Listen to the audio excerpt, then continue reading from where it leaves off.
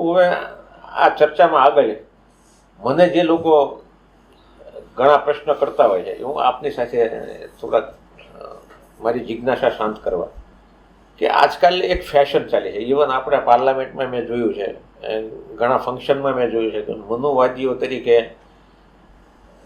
સંતોને, સમાજના ઉચ્ચ વર્ગને ગાળ્યો દેવામાં આવે છે. આનું કારણ શું છે? એના કારણમાં એટલું છે કે ઉચ્ચ વર્ગ જે છે ને એ પણ ભૂલ કરે છે. એ પણ એના મનુસ્મૃતિને નથી સમજ્યા એટલે મનુને ગાળો પડે છે. મેં અહીંથી એક બળદગાડું તમને આપ્યું અને એ બળદગાડું લઈને તમે જ્યારે કડકડતી ઠંડીમાં કે ઉનાળામાં બરવાળા જતા હતા તો મેં ગાડું એટલે માટે બાપુ તમે બીજા કોઈ વચ્ચે કોઈ બેન દીકરી મળે ને બે હાડતા જજો. તમે શું કર્યું? ગાડું તમને મળ્યું અહંકાર આવ્યો, તમે કોઈને બેસાડ્યા નહીં, એકલા ગયા. જેના પગ બળતા હતા એ લોકો ગાળ ન દે શું કરે બીજું? એમ જ્યારે ધનાઢ્ય લોકો એના સુખનું બેલેન્સ ન કરી શક્યા અને ભોગવૃત્તિ અંદર આવી ગઈ, હું જ મારું અને હું મારો પરિવાર. જેમ બાબા આનંદનું ભજન હતું, તું રંગાઈ જાને રંગમાં, અને પછી ભેળી કરીને ભામ, એવો શબ્દ વાપર્યો પરિવાર માટે કે પોતાના છોકરા મારા થાળી બધી સચવાવી જોઈ. અને જ્યારે જમવા બેસે ત્યારે હું મારી કથામાં કહેતો હોય, હાકળ મારે હળી ગયેલી હાણસી ભરાવે, પછી આખું ઘર જમવા બેસતા દરવાજા ઉઘાડો હોવો જોઈએ, જેથી કોઈ ભૂખ્યો માણસ આવ્યો હોય તો એને જમતા એમાંથી એક અડધી રોટલી તમે આપો. આ આપણી ભારતીય હિન્દુ સનાતન સંસ્કૃતિ, જે ભગવાનના 24 અવતારનો આ સિદ્ધાંત. બરાબર, એ સિદ્ધાંતને આ લોકો ન કરી શક્યા. જે તાજી ઘટના આપને કહું, દુનિયામાં પહેલી વાર ઘટના ઘટી, સુપ્રીમ કોર્ટને કે આગ લગાડી દીધી નેપાળમાં. લગાડી સંસદ ભવન બાળી નાખ્યું. શું હતું આ વાત? શું એનો ગુનો હતો? માત્ર ભ્રષ્ટાચાર. હું જ બધું લઈ લઉં, હું જ બધું સુખ ભેગું કરી લઉં, આમાંથી કોઈને આપવું જ નહીં, કોઈ યોજના આપી નહીં. યોજના બંગાળ સરકાર નેપાળ મૂકે એટલે આખી નેતાઓ જ ખાઈ જતા હતા.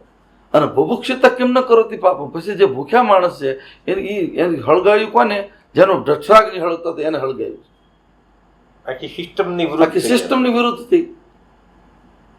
અત્યારે હું તમે બે છીએ, આ 4 છોકરાઓ છે, આપણે વારાફરતી આમ કરીને નાસ્તો કરીને જમી લઈએ, ના ભૂખ્યા થાય 2 કલાકથી, એ શું કરશે? પછી ગાળું બોલે, કેમેરા તોડી નાખે, કરી લો જાઓ. આ સ્થિતિ. એટલે મનુને જે ગાળો દેનાર ધનાઢ્ય લોકોને એમાં એની થોડીક પહેલી છે.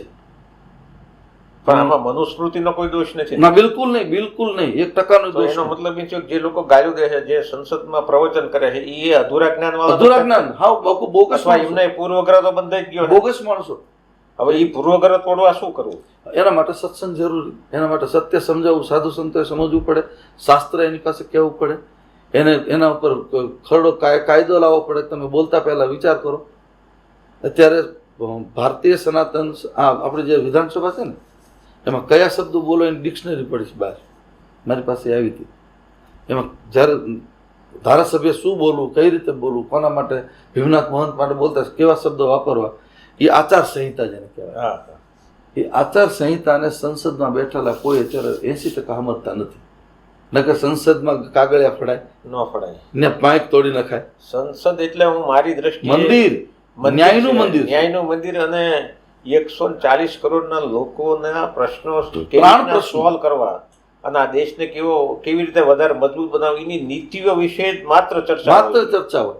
અને એમાં બદલે પોતાના પ્રશ્નો લાવે, વાર વોકઆઉટ કરી નાખવું, ફલાણું કરવાનું, દેકારો કરી નાખવો, બોલવા ન દેવું. એટલે અત્યારે બોલવાનું તો છુપાવવું. અત્યારનું રાજકારણનું સ્તર નીચું ગયું એવું લાગે છે. 1000%. એનું કારણ શું? સ્વાર્થ. અને સત્ય નથી એટલે છાતી કાઢીને ચાલી નથી શકતા સામે. રાજા એને કહેવાય. રામચરિત માનસનું જે સુરાજ છે, હું રાવણને બાપુ ધન્યવાદ આપું. અત્યારે રાવણની લંકાનું ઇન્ફ્રાસ્ટ્રક્ચર છે, મંદિર પ્રતિકર શોધા, દેખે જાતા અગ્નિત યોદ્ધા. હનુમાનજી ગયા, હનુમાનજી રાવણને પહેલા થેન્ક યુ કીધું. આટલી સરસ રચના. રાવણ રાજા એટલા માટે મહાન ગણું છું એને. ભલે એ પછી એમાં એના સાઈડ ઇફેક્ટમાં પછી જઈએ. રાવણ જે મહેલમાં રહેતો હતો ને, એ જ મહેલની નાની પ્રતિકૃતિમાં એમને કામ વાળી બે રહેતી કહો, એના માટે હોનાનું મકાન હતું. અત્યારે રાજનેતાઓના બંગલા જુઓ ને પ્રજાના બંગલા જુઓ. ઇન્દિરા આવાસના યોજના કરે તો તમારે જો બીજા મહિના બે વર્ષ પડી જાય છે. પડી જ જાય એમાં કઈ લોટ પાણી લાકડા. હા. સુરાજ્ય એને કહેવાય કે રાજા જે સુખ ભોગવે છે એ સુખ એને ભોગવવાનું છે. હવે વાત રહી મોટા મંદિરની, ભીમનાથ મંદિરની. ભીમનાથ મંદિરના મહંતની કે મોટા મંદિરના મહંતની થાળીમાં જે 4 મેનુ હોય એના કરતાં પબ્લિકની જે ભોજન ચાલે છે એમાં 6 મેનુ હોવા જોઈએ. તો એ સાધુતા. આપણે કાજુ બદામ ખાઈએ, મધના શેરાના શેરા કરી અને ઓલાને શું ડાલડા ઘીનો શેરો ઠપ કરી દેવો, આ ઇનબેલેન્સ. અને અત્યારે સંસદમાં બાપુ બધા પાપી લોકો પોતાના પૈસાના બળથી દારૂની પેટીઓ ઉતારે, ગાડીઓ ઉતારે, રાત દિવસ મતદારોને ખરીદી લે, સાડીઓ વેચે. સાડી વેચે રાતે, આગલે દી રાતે કતલની રાત માનવામાં આવે. આનો ઉપાય શું? અને આમાં સંત પુરુષોએ શું? સંત પુરુષોએ સરકારની ગ્રાન્ટો ઉપર જીવે છે એ કોઈ નથી બોલી શકવાના ક્યારે. મોટા મોટા જેટલા છે બધા વેચાણીયા, એ સરકારની ગ્રાન્ટ ઉપર જીવે છે. એની કોલેજો, સ્કૂલો, એના ગુરુકુળો બધા સરકાર ચલાવે. સરકાર એટલે એ કોઈ નહીં બોલે. સરકાર સારી જ છે. અત્યારે જે આપણું શિષ્ટ નેતૃત્વ છે એ સનાતન સંસ્કૃતિને અનુરૂપ ચાલે છે. પણ એકલો માણસ શું કરે? તમે ભરતી જેવી કરો, ખોટી કરો, શું કરો? એકથી તો કઈ થાય, એકથી તો કઈ ન થાય, તાળી પડે નહીં, પડે જ નહીં. એના માટે એવું કરવું પડે. સાધુ સંતોએ આ લોકોના ક્લાસ લેવા પડે. અને ભારતીય જે બંધારણમાં ચૂંટણી છે એ ચૂંટણીમાં જ્યારે ફોર્મ ભરે ત્યારે લોકમત અને સાધુમત નથી લેવાતો. રામચરિતમાનસમાં લેવાતો હતો. પહેલાં સાધુને પૂછે કે આ નથી કે દેવાય કે ન દેવાય. અત્યારે ક્યાંય નહીં. સાધુને બસ જ્યારે પગે લાગવાનું હોય, મોટું ક્રાઉડ હોય ત્યાં જાય, મારીને તમારી પાસે આવે. નાના પાસે કોઈ સંભાળતું નથી. કોઈ સાધુ રામચરિતમાનસમાં નિર્ણય થઈ ગયો કે ભરતને ગાદી. મત કોનો પહેલો લીધો? વશિષ્ઠ બાપજીને, ગુરુજીનો. કે બાપુ તમે આવો, હવે તમે તિલક કરો. પ્રથમ તિલક વશિષ્ઠ મુનિ કિન્હા. અત્યારે શપથ ઉપર ગયું આપણું. શપથ લેવડાવે નેતાઓ કે જે કે પેલા જજ લેવડાવે ગમે તે, એમાં આપણે જવું નથી. રાજકારણની શુદ્ધિ માટે નિષ્ઠાથી જે લોકો દેશની સેવા કરવા આવ્યા છે એવા લોકો સાધુની સાથે રહી અને જો આ કાર્ય કરશે તો આ પરિવર્તન આવશે. બાકી એક દિવસ એવો આવશે કે જેમાં આપણે કંઈ બોલી નહીં શકીએ. એટલે રાજકારણમાં ધર્મ હોવો જરૂરી. બિલકુલ. રાજસત્તા, ધર્મસત્તા યુગોથી સાથે ચાલી આવે છે. જેટલા શિવાને કોને ઊભો કર્યો? છત્રપતિ શિવાજી, ગુરુજીએ. બરાબર. હા. અર્જુનને કોને ઊભો કર્યો? ગુરુએ. જગતગુરુ કૃષ્ણ. હા. કે તું ગાંડિયું લઈ લે હાથમાં, હું બેઠો છું. ધર્મસત્તા, રાજસત્તા જ્યારે ઢીલી પડે છે ને બાપુ, ત્યારે એને ઊભું કરવાનું કામ ગુરુ જ કરે છે. વિવેકાનંદજી શિકાગોની ધર્મ પરિષદમાં જાય છે, ડંકો મારીને આવે છે અને મુંબઈ એરપોર્ટ ઉપર પ્રશ્ન પૂછ્યો. મેં વાંચ્યું એનું જીવન ચરિત્રમાં. પત્રકારોએ પૂછ્યું, બાપુ તમે તો ડંકો મારીને આવ્યા, કે કહો. તે કાંઈ કહેવાનું નથી. કેમ? હું જ્યારે બોલતો હતો ને ત્યારે મને એટલું જ, મારી માન, મારો બાપ જેના મોઢામાં દાંત નથી, શારદા દેવીને રામકૃષ્ણ પરમહંસ, એ મારા વાહામાં થાપલી મારતા હતા. હું બોલતો હતો, હું તો વાજિંત્ર હતો. એ રાષ્ટ્ર પુરુષ થાય. અદભુત સમર્પણ કહેવાય. કેટલું સમર્પણ! અદભુત. બરાબર. એવી જ રીતે કલકત્તામાં એક બાઈ એની પાસે એના રૂપથી કે તમે તમારી સાથે લગ્ન કરવા. તો કે કેમ? મારી સાથે શું? મારો તમારો જેવો દીકરો આવે તો અચ્છા મારે જેવો દીકરો જોઈએ છે? હા. આ સાધુ સંન્યાસી કોને કહેવાય? એક કામ કરે, હાલે હું તને માં કહું, તું હું તારો દીકરો આવે. આ લગ્ન કરીને છોકરા ત્યાંની કરતા હું સીધો તારો દીકરો. આ ત્યાગ કોની પાસે છે ભાઈ? તપસી, ધનવંત, દરિદ્ર, ગૃહી. રામાયણમાં લખ્યું છે કલયુગમાં તપસ્વીઓ ધનવાન થશે, કરોડાના આશ્રમમાં, કરોડો રૂપિયાના મહેલમાં માલતા છે, અને એનો કામ વાળો જે કચરા પોતા કરે છે 50 વર્ષથી મોટા મંદિરમાં એને ઘરનું મકાન નથી. કયા ધર્મની તમે વાત, કઈ દયાની વાત કરો? જો તમારામાં દયા હોત તો તમે એને મકાન ન કરી દીધું હોય? એક સામાન્ય એની દીકરીને તમે લગ્ન ન કરી કોઈને બહાર માગવા જવું પડે? 100% વાત સાચી. કારણ કે ધર્મમાં સંવેદના જતી રહી. સંવેદના જે મોહ ઉત્પન્ન થયો. સંવેદના વગરનો ધર્મ બાપુ શક્ય જ નથી. શક્ય જ નથી. એટલે તો અત્યારે માર ખાઈએ છીએ ને આપણે. માર શું કામ ખાઈએ છીએ? હિન્દુ ધર્મની જેટલા દેવી દેવતાઓની કોઈ પણ મસ્કરી કરી શકે, એના માટે ગલત બોલી શકે, અને અમુક ધર્મમાં કેમ કોઈ નથી બોલી શકતા? હું તો ઘણી વખત બાપુ વિચાર કરું છું ને કે આપણે નિર્માલ્ય થઈ. નિર્માલ્ય 1000% નિર્માલ્ય. શું કામ? આપણા જે વડવાઓ હતા, આપણા પૂર્વજો હતા, આપણા આચાર્યો હતા, આપણા શંકરાચાર્યો હતા, આપણી જે પરંપરા હતી એ શેના માટે હતી? હવે વાત કરું તમને ભીમનાથ દાદાની. આપ તો એના વિશેષ જાણતા, પણ મેં જે જાણ્યું, મારા બાપુ પણ કહેતા ને બધા પાસે સાંભળ્યું હોય, અર્જુનને મસ્કરી કરવાનો બધાને મન થયું, પાંચે ભાઈઓને, અન્ય દાદાનું ઊભું થવું પડ્યું. આ શંકર દાદા, આ નિષ્ઠા, આ ધર્મની નિષ્ઠા, કે લોટો મૂક્યા કે આને ખવડાવી દો, આપણે ભૂખ્યો છે બિચારો, અને શિવને ત્યાં ઉત્પન્ન થયું. આજ યુગોથી હજી પૂજાય છે. આનું નામ કહેવાય સનાતન. એને પરચા પૂરવાની જરૂર નથી. ના, સવાલ જ નથી. આમ જે તલવાર મળે તો દૂધની છેડ થાય, ગાય આવીને એના ઉપર દૂધ અભિષેક કરે, દુગ્ધાભિષેક. આને પરચો કહેવાય કે અનુભૂતિ કહેવાય? અનુભૂતિ. તો પરચાની આયુષ્ય ન હોય બાપુ. પરચો ગમે ત્યારે પકડાઈ જાય. ખોટું બોલો ને એને સાવધાન બહુ રહેવું પડે. હા, સાધુને સાવધાન નથી રહેવું પડતું. શું કામ? એ ખોટું બોલતો જ નથી. ખોટું બોલે તો યાદ રાખવું પડે ને. હું ખોટું બોલ્યો તો પકડાઈ ન જાય. ખોટું બોલ્યું. આ લોકો બીજેથી કે બાપુ કાલ તો તમે આમ બોલ્યા હતા, વળી પાસે કે હવે હું મારું નિવેદન ફેરું, મરી જા નિવેદન પણ હવે મારા શબ્દો પાછા ખેંચું, તું પાછો થા. આ સ્થિતિ ધર્મની થઈ છે. બાબુ, આ આપની સાથે ચર્ચામાં મને એવું લાગ્યું કે આપણા પાઠ્યપુસ્તકમાં મેં આપની પાસે જે અત્યારે વાત સાંભળી, રામાયણની ચોપાઈઓનું સ્થાન હોવું જોઈએ અને એની વિવેચના કે એની ટીકા આપણી ભાષામાં વિદ્યાર્થીઓને અને આપણી નવી પેઢીને શીખવાડવું પડે. કારણ કે રામાયણ અદ્ભુત છે એવું તો મને લાગ્યું કે આ ગીતા સાદી ભાષામાં, આજની ભાષામાં, આજની લોક બોલીમાં ગીતા જ છે. હા, પણ અત્યારે આનંદની વાત એ છે, અત્યારે આ વખતે સરકારે સંસ્કૃત ફરજિયાત કર્યું. હા, સંસ્કૃતમાં બધા સિદ્ધાંતો આવવાના, બધા આવવાના. બરાબર. હા, ભગવદ્ ગીતા ફરજિયાત કરી છે. કેલિબસ જ્યાં સુધી નહીં સુધરે, એને તમે વિક્ટોરિયાને ભણાવો, તમે એને મોટા મોટા નેતાઓને ભણાવો, એ ઇતિહાસ નહીં બને. ઇતિહાસ તો એનો બને કે જેને પોતાના શરીરના ચાહણી કરી અને જગત માટે લોહી નીચું હોય ને, એના ઇતિહાસ હોય. હમીરજી ગોહિલની ખાંભી પૂજાય. કોઈ દધીચી હજારો વર્ષ થઈ ગયા. 10% વ્યાજ લઈને કોઈ મરી ગયો હોય રજપૂત, એને કોઈ દી ખાંભી ભાળી ના. ખાંભી તો ઓલાની હોય, ધર્મ માટે. ધર્મ માટે. અને રામાયણ છે ઉભય બીચ મતે ઘેરી, એક બાજુ ધર્મ, એક બાજુ પ્રેમ. એ જ્યારે ઊભો થાય ત્યારે મને હમીરજી યાદ આવે. 39 વર્ષની ઉંમરે દીકરાનું મોઢું જોવાનું કેટલી બાપની ઈચ્છા હોય. ત્યાં મારતા ઘોડે સોમનાથથી માણસો હોય, બાપા લિંગ ઉપર ઘા થવાની તૈયારી, બચાવો.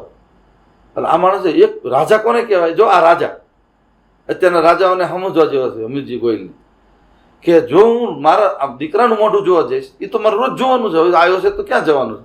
પણ મારા બાપ ઉપર ઘા થશે. જો બાપ ઉપર ઘા થશે તો પતી ગયું બધું, તો મારી આબરૂ શું? અને એ દોડે છે ત્યાં રાણીને કહેતા જાય છે દાસીને કે 7 વર્ષ પછી હું જો ન આવું તો કુંવર 7 વર્ષના થાય ને ત્યાં મારી ખાંભીને સિંદૂર ચડાવશે, તેથી મને પિતૃલોકમાં સ્થાન મળશે. હું જાઉં છું દાદાની રક્ષા માટે, પાછો જ આવું છું. અને સમય ત્યાં ખપી જાય છે. આજ 12 જ્યોતિર્લિંગમાંનું પ્રથમ જ્યોતિર્લિંગ ભગવાન સોમનાથ, એના દર્શન કરતા પહેલા હમીરજીનું દર્શન કરવા પડે. આ શૌર્ય, આ રાજકીય ઈચ્છા શક્તિ, આનું નામ રાજા કહેવાય. અદ્ભુત સમર્પણની ભાવના, અદ્ભુત સમર્પણ અને ત્યાગની ભાવના જ ખરી જ છે ને.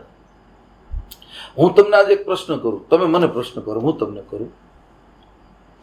તમને હું એમ કહું બાપુ ભીમનાથ મને આપી દો, 200 કરોડ આપું, લાફો મારો કે ન મારો? ફડાક દે. હાલતી ન થાય એમ જ કહો ને. હે બોલાય?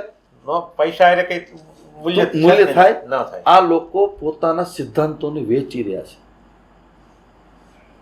ધારાસભ્યોને વેચાતા લાવવા, કરોડો રૂપિયા આપીને, વળી પછી આમ ભાંગતૂડ કરવી. એટલે હવે જે સિદ્ધાંતો તમે વેચો છો, નીતિથી તમે રાજ કેમ કરી શકશો? પણ હું પોતે એવું માનું છું કે આપણી ધારાસભા કે આપણી સંસદ આપણા સમાજનું પ્રતિબિંબ છે. હા, સમાજનું વિચારવાનું સ્તરે નીચું ગયું છે ને. બિલકુલ.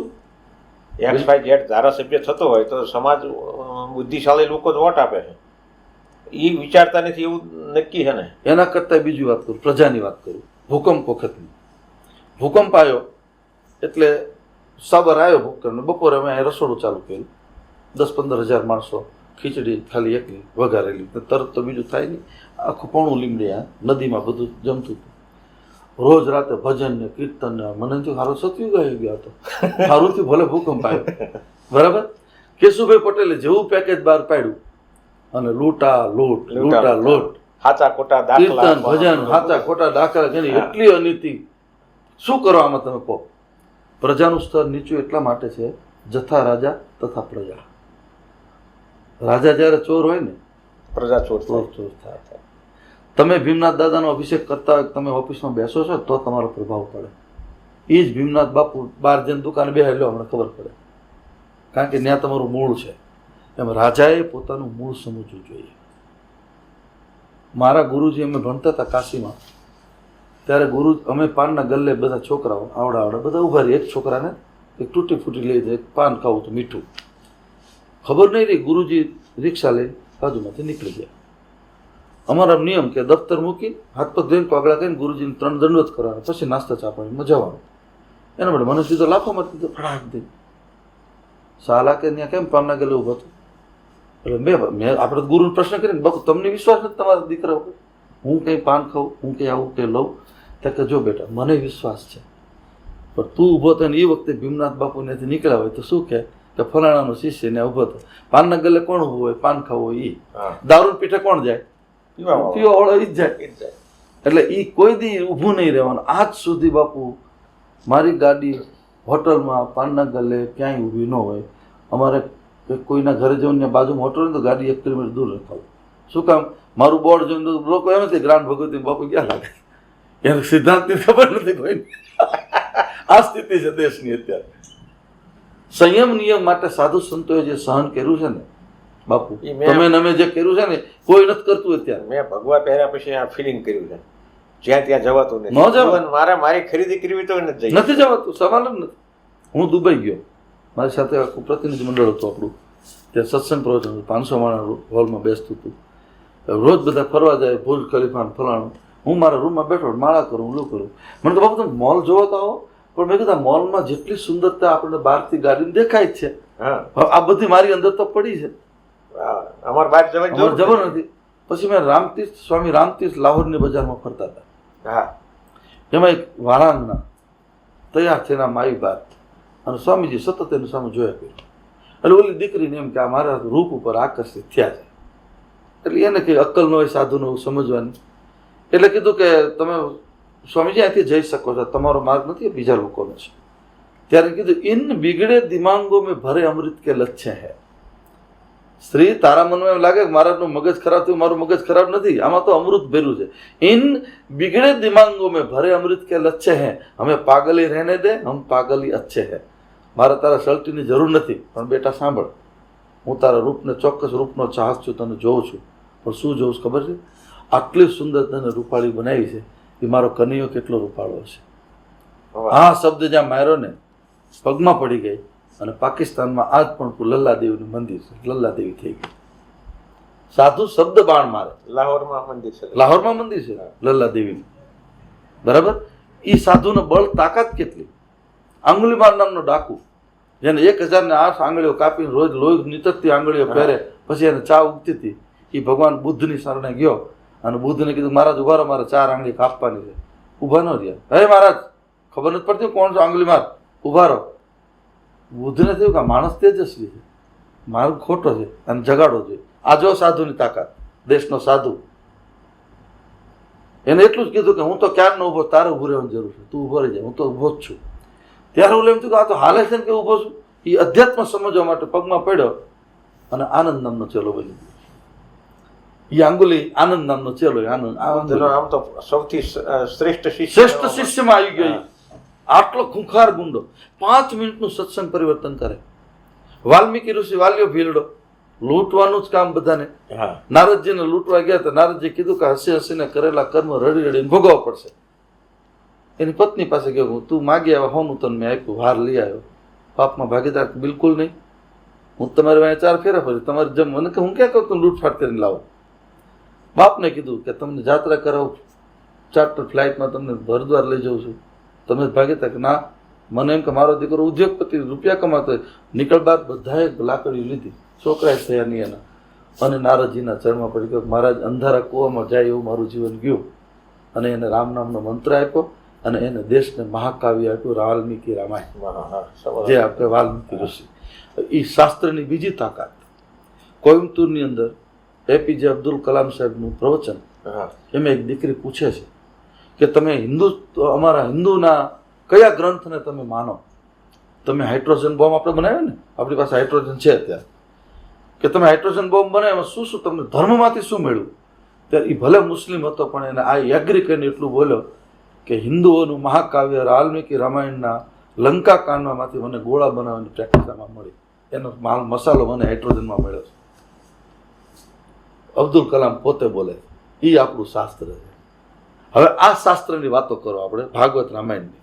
કેટલા કથાકારો દુનિયામાં ફરે છે, પણ એને પ્રોફેશનલ કરી નાખ્યું, દુકાન કરી નાખ્યું. મને તો એવું એટલે લાગે બીજો છે હા ભાગવતજીમાં લખેલું છે કે કથા કલયુગમાં વેચાશે. હા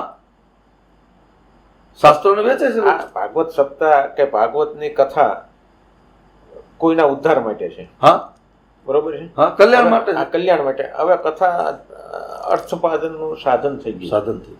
આ સમયનું કારણ છે કે આપણો બધાનો વાંક છે. આપણો બધાનો વાંક, અને સમયનું કારણ નથી. આની અંદર ધર્મની અંદર લે ભાગુ તત્વો આવ્યા, ક્યાંય હાલ્યા નહીં એટલે એ કથાકાર બની જાય. કથાકાર બને એનો વાંધો, પણ ગુરુજી કેવડાવે પોતાની જાતને. ગુરુપદ માપવા માટે શું કરવું પડે? હું એવું માનું છું કે કથાકાર અને કલાકારમાં એક ન દેખાય ને એવી ભેદ રેખા છે. હા બરોબર. હવે કલાકાર ને કથાકારની ભેદ રેખા નથી. થઈ.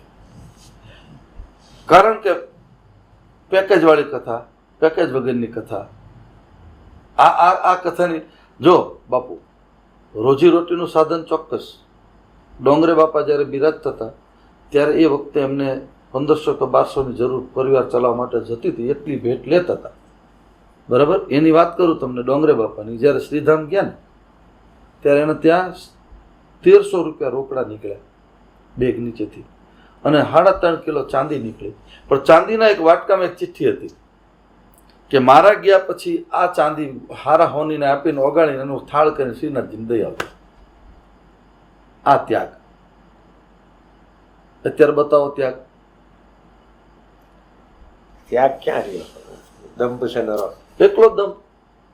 એવા ત્યાગ પછી બાપુની જે અત્યારે જે અભાવ, જે હું અનુભૂતિ કરું છું, બીજા બધા માને નહીં, કારણ કે પાત્ર મોરારી બાપુ, એનો એટલો જ ત્યાગ. હા આજની તારીખ. હા હું આપને કહું બાપુ, આમ વિડિયાની સામે અમારી પાસે છે ને એટલી સંપત્તિની પાસે નથી. કોઈ માને આ વાતને? કોઈ તૈયાર ન મને. બરાબર. ઇન્ટરનેશનલ વ્યક્તિત્વ છતાંય પોતાનું કંઈ ખાતું નથી. સીતારામ સેવા ટ્રસ્ટનું ખાતું ને એમાં 4 જણને અંદર ભેગા રાખી જ્યાં જે કરવાનું હોય. દુનિયામાં ક્યાંય પણ અકસ્માત થાય એટલે સીધા 15,000 રૂપિયા જેટલા લોકો ગુજરી ગયા એટલે એને મોકલી દેવાના. 5 લાખથી વધારે ગાયોનું પાલન કરવાનું. હા લાખોનું રોજ એના નામના અનુક્ષેત્ર ચાલે, અને છતાં અકિંચન. આપણી કથામાં આવ્યા તો અહીંયા એ 5 લાખ દઈને ગયા. એ તો આ કોઈ માને વાત નહીં. હવે સંગીત ને માંડવા તો કરવું જ પડે ને. એ તો કરવું જ પડે. એમાં તો બરાબર. હા. પણ કથાકાર જ્યારે પોતે પૈસા લેતો હોય એ બીજાને શું ઉપદેશ આપે? પૈસા લઈને કરાઈને હું કથાકાર નથી માનતો. કલાકાર. એ કલાકાર. હા એ ભલે સરસ રીતે પ્રચાર એ એ કલ્યાણ ન કરી શકે. ના એ કલ્યાણ ન કરી શકે. બાપુ આ વાત નીકળી જાય તો આપણે કીધું લેભાગુ સાધુ હા. અને લેભાગુ તત્વ ધર્મમાં ગરી ગયા છે. હા તો સાધુ કે સંન્યાસીનો ભેખ પહેરતા પહેલા કે એને કોઈ પદવી દેતા પહેલા એની યોગ્ય પરીક્ષા હોવી જોઈએ. હોવી જોઈએ.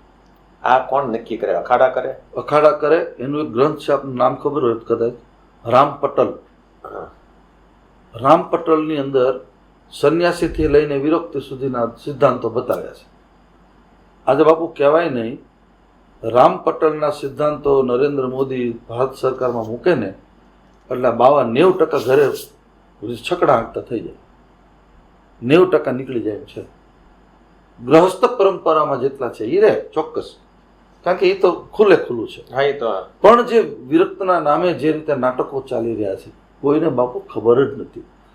12 વર્ષ શિક્ષા, 12 વર્ષ દીક્ષા, 25મા વર્ષે સાધુતા આપે, અને સાધુતાની પછી કસોટીઓ. હા હવે એક કસોટીની વાત આપ જાણો છો, એ કહું તમને. શંકરાચાર્ય મહારાજ પોતાના 12 શિષ્યોને લઈ અને ભિક્ષા કરવા મહિને 1 વાર પોતે જાય, બાકી શિષ્યો લે એમાંથી જમે. મહાપુરુષ છે, એકવાર તો જવું જ પડે. હા એમાં એકવાર દારૂનું પીઠું આવ્યું, 5મું ઘર દારૂવાળું. એટલે બોલો તો ગાંડો થયો કે બાપુ પધારો પધારો, પણ કે દારૂ તો જે હોય આ એ જ પીવાનું છે. બધા શિષ્યોને બધાને દારૂનું બોલે ભરી દીધા, બધા ભિક્ષા લઈ લીધી. શિષ્યોને ચટકો લાગ્યો, મજા આવી ગઈ. બરાબર. હવે બીજે દી મારા બેટા હવે તો એને 29 દિવસ રહ્યા એની પાસે. એવી રચના કરે રામ પીઠું છેલ્લું આવે. 3 દિવસ તો ચાલ્યું, પણ પછી ઓલો હતો બાપુ સાથે રોજ બેસતો બાપા સાથે. એટલે ગયો રોતો રોતો, બાપુ મને વાંધો નથી, મારે ભગવાન દયા, દારૂ તો ચીપડા પહેર્યા, પણ રોજ આવે છે 2-3 દિવસ 3 દિવસ. ફાળ પડી ગયો. શું વાત કરે? કે હા કાંઈ વાંધો નહીં. શંકરાચાર્ય પાછું રત્ના ગોઠવી શીશુ ઓગળે દુકાન આવી. 12મું 5મું સ્થાન શીશુ ઓગળે. એટલે કે બાપુ અહીં તો શીશુ, તો કે નહીં, જે એ જ અમને આપતું ઉકળતું શીશુ લાલ લાલ કમળ પી ગયા શંકરાચાર્ય. અને ઓલામને બધાને લંગો છૂટી ગયા, ઝાડા થઈ ગયા. પીવા બધાને એક ગ્લાસ આપ. હા કે આવું પીવાય? તો કે શીશુ પીવાય ને એ દારૂ પીવાય. હાલી શું નીકળે સાલમાં સાધુ. આ રીતે કોણ શીખવાડે અત્યારે સાધુતા? કોઈ નહીં. અત્યારે સારું બોલતા થઈ જાય, આંખમાં માઇકમાં સારું બોલે એટલે વાહ ભાઈ વાહ. બોલે એનું આચરણ કેટલા કરે. નથી દીઠી કદી ભૂખ ને છતાંય ભૂખ પર બોલે. એકટાણું ઉપવાસ કરીને ઉપવાસ ઉપર બોલે. અનિતિમય ભરેલું જીવન સભામાં નીતિ ઉપર બોલે. અને પરાઈ નારીને દેખી નહીં આમ તેમ સભામાં બ્રહ્મચર્ય ઉપર બોલે. કરું આ કોને કેવું? વેદના કેવી કોણ? હું હંમેશા કહું છું મારી ધર્મસભા વાણીમાં કે અત્યારે આપણો સનાતન ધર્મ છે ને એ દંભની એક માયાજાળમાં ફસાણું છે. અને એટલે જ શું છે કે સાચા સાધુ સુરક્ષિત નથી એવું ફિલિંગ છે. અને હકીકત છે કે સાચા સાધુને લોકો સાંભળતા નથી. તો મારી પાસે 25 જણા બેઠા હોય, પણ હમણાં કાલે આ લોકોને કહી દઉં 4 ને 12 જે કે ભીમનાથ બાપુ બહુ જાણે છે, જાણવા જેવું, દુઃખ ત્યાં જો એક દોરો બંધાવો. કાલે તમે ભીમનાથ જમવા ન જવા દે લોકો, એટલી ભીડ થાય. આ બાગેશ્વર શું કરે? આ જ કરે. આ નાટક જ છે કે ભલે મોદીનું પુતળું છે પણ નાટક જ છે. પણ એ એમાં તો ચાલે છે કારણ કે બધા દુખિયા છે અને બધાને સુખ જોઈએ પણ શોર્ટકટ જોઈએ છે. દુઃખની આ વાત છે. સુખ મળે છે માણસ માત્ર ને ભગવાન એક મોકો આપે છે, પણ શ્રમણેન સિદ્ધમ સર્વમ, મહેનત કરો તો ફળ મળે. મારી એક વાત અનુભવતી બાપુની વાત કરું. અમને સાધુ સંતો મેણા માર, નામ મોટું છે ને, જૂનું મંદિર હતું ત્યારે મોટી મોટી વાતો કરે, મંદિર નથી પાડતો, ફલાણું નામ તેમ, અલકુ બાપુ બધા મોટા મોટા સંતો. મેં એક દી બાપુને કીધું, બાપુ પાડી નાખો ને મંદિર. ઉભર કોને તને કીધું? વેચ છે આપણી પાસે. મેં કીધું કેમ? આપણે તો કે આપણે બેટા કરી શકીએ, આપણે આપણું રાજા છે જીવન, જે આપણે આપણી રીતે જીવન જીવવાનું હોય ને, કોઈ કેમ નહીં કરવાનું. તારીફ હું કદાચ કાલ ન હોય ને તો કોઈની વાતમાં ફૂલાતો નહીં, ફૂલણ ગધેડું કહેવાય. કે મેં તો શું કરવાનું? તો કે 80% તારી પાસે વિત્ત આવી જાય દાન પહેલાં, પછી 20%નું સાહસ કરીશ તો લોકો ફંડ આપશે. પણ જો પહેલાં લઈશ તો પછી હપ્તા ભરતો થઈ જઈશ અને કોઈ હપ્તો નહીં આપે ને આબરૂ નહીં રહે ગામમાં. એ પહેલાં પાડતો નહીં, ભલે ગમે એટલા સાધુ સંતો તને બધા ઉશ્કેરે છે, પણ તને કોઈ દેવા રૂપિયો દેવા પછી કોઈ આવશે નહીં. એ બાપુના શબ્દો અમે સિદ્ધ કર્યા. પછી બધાએ કીધું કે નહીં, બાપુની આજ્ઞા છે, લાવો ભેગું કરે ને એક મિટિંગ રાખી. મિટિંગમાં બધું પોણા ભાગનું પૂરું, હવે કરી નાખો. સાધુ કોઈથી માગતો ન હોવો જોઈએ, એને મુશ્કેલી ન પડવી જોઈએ. આ દેશમાં સાધુત્વ અત્યારે સુરક્ષિત નથી એવી ભાવના સાધુઓમાં છે. હા, અને એનું કારણ બાપુ નકલી બહુ નીકળ્યા. પ્રપંચના નામે, વિધિના નામે જે પૈસા પડાવે છે બાપુ. અમદાવાદનો આજ એક મને જૈન વાણીઓ મળ્યો, જ્યોતિષ. એ કે બાપુ 20 લાખ રૂપિયા મહિને કમાવો. કેવી રીતે? ભીમનાથ બાપુની કે જો બાપુ તમે ટીપા અહીંયા નહીં મૂકો, આ ખૂણે મૂકો, આ દિવાલનો કલર તમે ગુલાબીની લાલ કરી નાખો. એ એટલી સલાહ લેવાના 50,000 ઠપકાર 10 મિનિટ. અને લોકો દેનારા પડ્યા છે, અને છતાં એનું ભેગું તો થતું નથી પડ્યું એકઈનું ના. હા, હવે ભીમનાથ બાપુ કંઈક કડવી કે સાચી વાત કહે આ લોકોને, તો એને કલ્યાણ માનવું જોઈએ કે અપમાન માનવું જોઈએ? કલ્યાણ માનવું. સંત જ્યારે કોઈ આપણને વઢે ને, મારા ગુરુજી કહેતા કે સંત આપણને ગાળ દે કે વઢે ત્યારે સમજવાનું તમારો હવે સ્વીકાર થયો છે.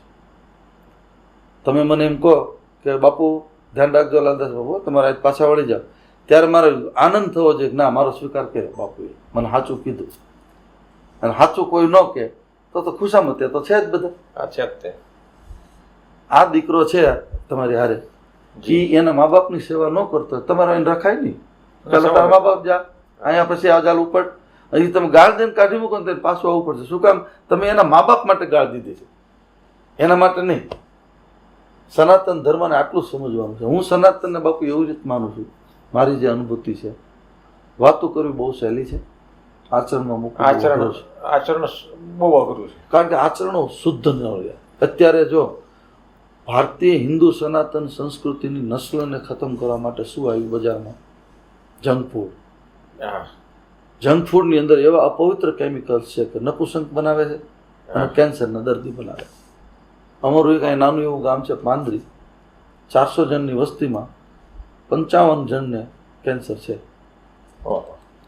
હાહાકાર કહેવાય કે ન કહેવાય? હાહાકાર કહેવાય. કારણ કે ખોરાક. ભીમનાથની આસપાસનો રોજિતનો જે એરિયો છે, રાતના બધા યુવાનો હવે થોડાક કંટ્રોલ કર્યા છે આપણે. 12 વાગે દાળ બાટીનો પ્રોગ્રામ કરે ને તીખું ભડકા સાપ ખાઈને આખી રાત. દાળ બાટીનો બાપુ મને શોખ. હા ભલે પણ સમય દાળ બાટી બધા ખાવ, હું ખાતો હોય બનતું હોય ત્યારે બરાબર, પણ એનો સમય હોય ને રાતે 12 વાગે રોજ ખાવ તો ના ન હાલે. એ તો એક મહિનામાં એકાદી વખત બરાબર. હું ખાઉં, હું મહિનામાં 2 વાર જમું, પણ ઠાકોરજીને ધરાવીને અહીંયા રાતે 12 વાગે પાલટી કરવી, ઠંડા માથે પાણી પીવાનું, વળી ગરમ ખાવાનું, અને એનું પરિણામ કેન્સરના આપણા દર્દી ઓછા નથી ત્યાં છે જ તે. બરવાળાનું મારી પાસે આંકડો આવ્યો. એનું કારણ આ છે. આ છોકરાઓ અત્યારે આપણે કરે છે કામ, હવે થાક્યા પાક્યા એને ઘરે જઈને સુઈ જાય, બીજું કંઈ કરે જવાનું તો તમને ઉતારીને પાછા બાર રોડે આંટા મારવા જઈશે. પછી કે હવે ભીમનાથ બાપુને એટલું માનવી તો અમને આમ કેમ થયું? પણ તમે એને માનો છો, પણ એનું ક્યાં માનો છો? તમને ભીમનાથ બાપુને માનો છો, ભીમનાથ બાપુનું તમે નથી માનતા પાછા. આવી સ્થિતિ છે ને. હવે બાપુ બીજો પ્રશ્ન મારા મગજમાં છે કે રામદળ ને શંભુદળ આપણા સાધુઓમાં બે જ વસ્તુ છે. આ બે વસ્તુનો ભેદ કયો છે? ભેદમાં એટલું જ છે, હું પોતે માનું છું. એટલે મને જેવી તેવી વ્યાખ્યા કરું તો રામદળ છે ને ભક્તિ માર્ગને વરેલું. બરોબર. અને શંભુદળ ભક્તિ માર્ગને તો માને જ છે, પણ જ્ઞાન માર્ગથી વધારે. હા બરાબર. તો આ બેમાં ભેદ તમને શું લાગે છે? મારા મનમાં છે, મેં આપને કીધું. આપના મનમાં શું છે? કોઈ ભેદ નહીં બાપુ. ભીમનાથ જવા માટેના 2 રસ્તા હોય, એક થોડુંક ઉબડ ખાબડ, એક સારો સ્ટેટ લાઈન વાળો, એમાં જરાક ભક્તિ જલ્દી પહોંચો. જ્ઞાનમાં અવરોધ આવે ત્યાં સ્પીડ બ્રેકર છે. નેશનલ હાઈવે પકડો, સ્પીડ બ્રેકર આવે. જ્ઞાન માર્ગમાં ક્યારેક તમે પતન થવાની નિશાની છે, ભક્તિ માર્ગમાં પતન નથી થતું. ગંતવ્ય સ્થાન બેનું એક જ છે. નીલકાને 2 કાંઠામાં જીતીને પૂછો એટલે એ શું કહે છે? અખાત નાખત મારે ખાડીમાં જવું છે, દરિયાને. એનું મિલન ક્યાં? નદીઓનું મિલન દરિયા સાથે. એમાં બંને માર્ગો ભક્તિ માર્ગ, ભક્તિ જ્ઞાનય નહીં કચું ભેદા, ઉભય બીચ ભવ સંભવ ખેદા. હવે રામાયણમાં લખ્યું છે. ભક્તિ માર્ગ અને જ્ઞાન માર્ગ બંને અંતે પરમાત્મા સુધી પહોંચે છે. ભક્તિ માર્ગની અંદર સાવધાન નથી રહેવાનું, ભરોસાથી જીવવાનું છે. અને જ્ઞાન માર્ગમાં સાવધાન રહેવું પડે, એમાં ભૂલ નથી ચાલતી.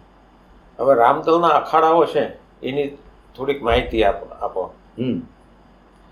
રામદળ કે શંભુદળ મૂળ 13 અખાડા. જી. 13 અખાડાનું કામ શું છે? અખાડો ઇઝ સુપ્રીમ.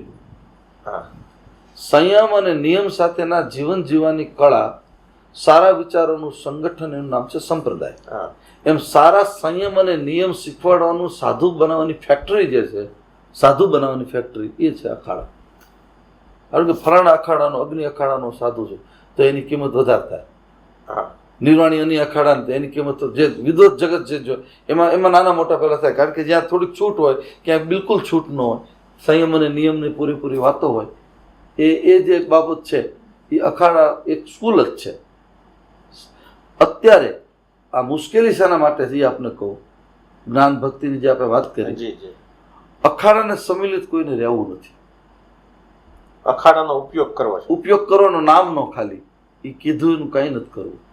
અખાડાની મહામંડલેશ્વર બનાવવા માટે 1008નો અર્થ એ થાય કે આ વ્યક્તિ 1008 વાર વંદન કરવાને લાયક છે. હા. કારણ કે આ વ્યક્તિ 4 વેદની રૂચાઓને પૂછીને જીવન જીવે છે, આંતરિક અને બાહ્યિક, એટલે એ 1008 છે. અત્યારે 1 ને 2 મીંડા કરો, 3 મીંડા કરો એટલે બધા થઈ ગયા. જેને જે લગાડો એ 108 લગાડી દે, 1008 લગાડી દે. હવે હાથ પાણી લેતા ન આવડે એવા મંડલેશ્વર મહામંડલેશ્વર બનાવી દો તો શું કરો? આવા શબ્દ હોય અમુક. ના, પણ એની મારા મનમાં જે વ્યથા છે એ આપે કીધી. હા, મને એવું લાગે છે કે આમાં કોઈ નિયંત્રણ તો હોવું જ હોવું જ જોઈએ, અને જે આચાર્યો કે શંકરાચાર્યો મળીને આ નક્કી કરવું પડે. હા, કે મને પોતાનો અનુભવ છે કે આ વખતે કુંભમાં બહુ મોટો કિસ્સો છે, મમતા કુલકર્ણી. હા, હવે પરીક્ષા લેવાનું થયું એટલે મારી સાથે એમને 2-3 કલાક ચર્ચા કરી. ફિલ્મની અભિનેત્રી, બ્રાહ્મણની દીકરી, પોતે તૈયાર થઈને આવી હતી. શાસ્ત્ર તો કોઈ પણ સંત સાથે કરે ને તો એ કરી શકે એવો હતો. મને એવું લાગ્યું કે આને અખાડાના સાધુઓ વચ્ચે મૂકી ન દેવાય. એની માનસિક હાલત કેવી હતી બાપુ, કે જે ભગવા પહેરીને અખાડામાં છે ને એ બધાને ભગવાન માનતી હતી. વાસ્તવિકતાની મને તમને ખબર છે, એટલે મેં ના પાડી કે હું જૂના અખાડામાં મહામંડલેશ્વર બને એના પક્ષમાં હું નથી. કારણ માત્ર એટલું હતું કે આ ફક્કડની વચ્ચે એક પારેવાને નાખી દેવું માત્ર જિજ્ઞાસાવશ, હા, એનો કોઈ મતલબ નહોતો, અને એને પ્રતિષ્ઠા જોતી હતી. હા, હવે આપણે ના પડે એમે બધાએ, એટલે એ કિન્નર અખાડામાં જઈને મહામંડલેશ્વર બની. હા, વિદ્વાન હતી, તર્ક કરતા આવડતું હતું. એટલે મેં એને એટલું જ કીધું કે ભાઈ તું છે ને બેન, તર્ક પૂરો થાય ને ત્યારે આધ્યાત્મ ચાલુ થાય છે, એટલે તારા તર્ક તું જેટલા કરીશ એ હું માનવા તૈયાર નથી. પછી થોડીક પાછી પડી. બાકી તમામ રામનો કે રામાયણનો અર્થ કે ગીતાના શ્લોકોનો અર્થમાં એ તમામમાં તર્ક કરતી હતી, અને જ્ઞાન સાચી આવી હતી. એ ગોખણ્યું જ્ઞાન તો પરફેક્ટ હતું જ તેની પાસે. હતું. હા, એટલે આ મેં કિસ્સો જોયો છે. પછી મને એવું લાગે છે કે આચાર્યોએ બધા અખાડાના શંકરાચાર્યોએ ભેગા થઈ અને આનો કોઈક નિવેડો લાવવો પડે, કારણ કે અતિરેક તો છે જ તે. એનું કારણ તમે તો હાથ આવ્યું જ હોય, પણ મને જે સમજાય છે માત્ર પૈસો. ઉપર બેઠેલા લોકોને ત્યારે બીજું કાંઈ દેખાતું નથી.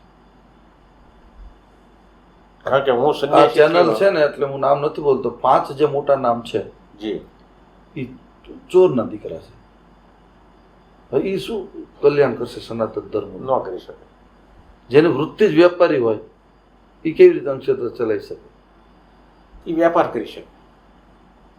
આ બાબત એટલે હું મારી ટ્રસ્ટીઓ મારી ઘણી વખત ડખા થાય છે, ભાઈ હું આપણે આ દુકાન નથી, મેં કીધું હા, આમાં જમા ઉધાર કે મને ચોપડા બતાવતા નહીં. હા, બરાબર, તમારે તો જુઓ. હા, નુકસાન થાય તો નુકસાન જાય, પણ હું કહું એમ જ ચાલવાનું છે. આજે આપ છો એટલે કહું, આ વાત કરે કહેવાય નહીં, આત્મશ્લાઘા જેવું લાગે. અમારો આવડો મોટો વહીવટ છે ને, હું ચેકમાં સહી કરું ને કોઈ દી આંકડો નથી જોતો ક્યાં કેટલું આવ્યું, બધું વિશ્વાસો લોકો છે. એક હમણાં મારે વિઝા લેવાતા, તો એને બેલેન્સ માંગ્યું કે 50 લાખ આ જોઈએ, 60 લાખ આના જોઈએ, એટલે અમે બેલેન્સ બધું તૈયાર હોય એટલે આપ્યું. એમાં વકીલે મને પ્રશ્ન કર્યો કે આ તો ટ્રસ્ટનું છે, તમારું ક્યાં? તમારું પોતાનું? મેં કીધું મારું પોતાનું કાંઈ નથી, આ બધું મારું છે, બધી સહી મારી થાય. હા, બધી બેંકોમાં. તો કે પછી એને મને સલાહ હું આપી ખબર? બાપુ, વિનંતી કરો, કાલ સવારે ટ્રસ્ટીઓ તમને ધક્કો મારે, તમારું શું? મેં કીધું અમારું ચતુર્ભુજ દાદવ, તારે ચિંતા નથી કરવાની. મને મારા ગુરુજીએ જુનાગઢનો ભણતો હતો રામદાસજી બાપુ, હાથીની અંબાડ ઉપર બેઠા હોય અને જટા છૂટી જાય નીચે અડે એવી જટા. એ રાત્રે એમાં જટા ખેંચીને આમ બધા એને પગ દબાવી, પગ નાળીના છાલા પગમાં બધું સેવા કરતા. ત્યારે એને કીધેલું બેટા साधु बनना है कि शैतान? तो साधु. तो कभी संग्रह मत करना, जब संग्रह किया तब तेरी साधुता नष्ट हो जाएगी. આજ સુધી મારું ખાતું નથી પ્રાઇવેટ, મારી પાસે જે મારા પૈસા જે હોય 5-25-50 આ વાત મારા પિતાજી કરતા હતા કે પૈસો મંદિરમાં ભેગો થાય ને તો એક મોટો યજ્ઞ કરી નાખીએ, બસ. સંગ્રહ નહીં કરવાનો. બીજું આપણા પિતાજીની વાત, રોજિત મોટા બાપુ પાસે આવ્યા જી જી સૌજીભાઈ ડેલામાં, જી. ત્યારે હું નવો શિષ્ય થયેલો. હા. એને મારો હાથ જોયો, મારું કપાળ જોયું, અને બાપુને એટલું કીધું કે આ છોકરો તેજસ્વી છે, હો, રાખજો તમે. બાપુને પાસે એવો સંબંધ હતો હા હતો. મારા ગુરુજી સાથે. હા એટલે કે તમે પછી તો થોડા ટાઈમ છે બાપુ શ્રીધામ ગયા, કૈલાસવાસી થયા. પણ એ આ બધા મહાપુરુષો છે ને, એ રૂપ નહોતા જોતા, એ લલાટ જોઈને કહી દેતા હતા. અને એ અભિપ્રાય બે વ્યક્તિએ, એક કૃષ્ણગીરી બાપુ અને અમારા શ્રીજી મહારાજ જગતગુરુ. અને આજ સુધી બાપુ મને કોઈ દિવસ સંકલ્પ નથી થયો, હું જે સંકલ્પ કરું ને સિદ્ધ થાય. અત્યારે આપણે પ્રાણ પ્રતિષ્ઠા મહોત્સવ કરે, મોટો ખર્ચો હતો, એટલી વ્યવસ્થા નહોતી, એટલું આપણું ક્રાઉડ ગ્રુપ નથી, પણ ક્યાંથી આવીને ક્યાં ગયો હજી કોઈને ખબર નથી. કરોડો રૂપિયા વપરાઈને વહી ગયું. એનું કારણ ભરોસો. એટલે એ તો ભરોસો, અને તમે માધ્યમ છો એવું તમે માની લીધું કે હું નથી પણ હું માધ્યમ છું. હા, મારા હિસાબે નથી થતું, કોઈ મારા દ્વારા કરાવે. મને એવું કહેતા ગુરુજી કે તાર ઝઘડો કરો ભગવાન હારે, કે નરસિંહ મહેતાના બાપાના હાટું તમે આવ્યા શ્રાદ્ધ કરવા માટે, 51 વખત તમે હું ગુનો કર્યો, પાપ કર્યા છે, અમારું કેમ ન કરો? આમ તારે રોજ બાજુ રહે હોતી વખતે તારી આબરૂ કોઈ દી જવા નહીં દે.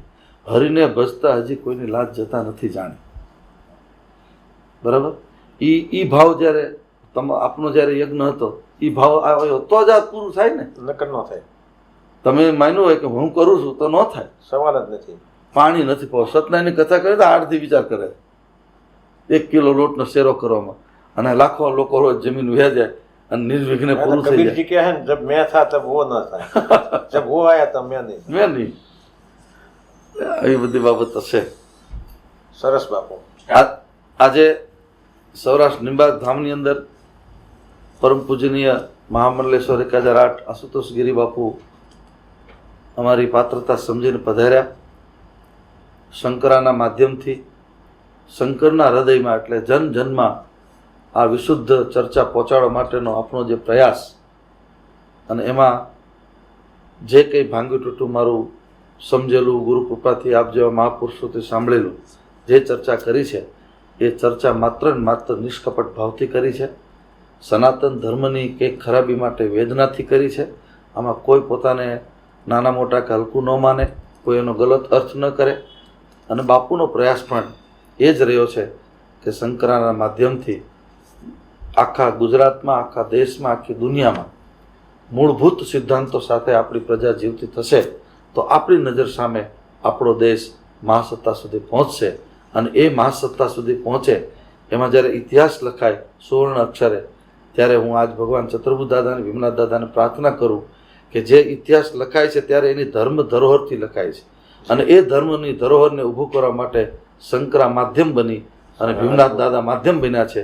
એ લીટી આપણી લખાય એ ભગવાનના ચરણમાં પ્રાર્થના સાથે મારાથી બોલવામાં કંઈ અવિવેક ચૂક થઈ ગઈ હોય તો ક્ષમા યાચના સાથે બધાને જય સિયારામ. પણ આપ મને વચન આપો કે 2-4 મહિના પછી ફરીથી એકવાર બિલકુલ અમે આ ચેનલમાં પ્રસારિત થશે, એટલે ઘણા પ્રશ્નો મારી પાસે આવશે અને વત્તા ઘણું બધું રહી ગયું છે. હા, એ 2-4 મહિના પછી ફરીથી આપની પાસે આવી રીતના બેસશો. બિલકુલ જરૂર.